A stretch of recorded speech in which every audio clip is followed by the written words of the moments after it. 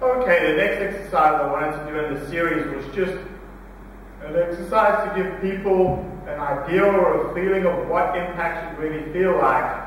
Obviously, when we look at a lot of pros on camera, on video, on the television, we can certainly see and hear the compression that they get on the golf ball, that pure strike that they get.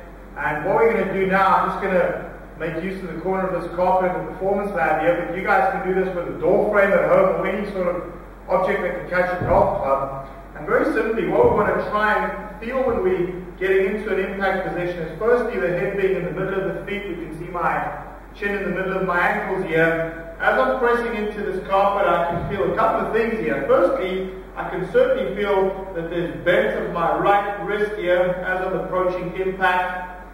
So there's a forward-leaning shaft. There's certainly some backward pressure against my forefinger here of the shaft pressing backwards against that, which is kind of my confirmation of some lag in my swing.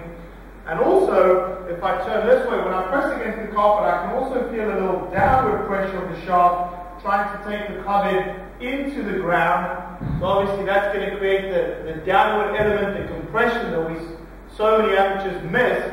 So that little downward pressure of my club head into the carpet or into the ground, or forward pressure with the shaft leaning forward as my head's in the middle of my feet here. And then lastly, just trying to, at impact, get the right forearm basically in an angle where it's pointing down the shaft line, or it's covering the shaft line. You can see the right forearm is now on plane.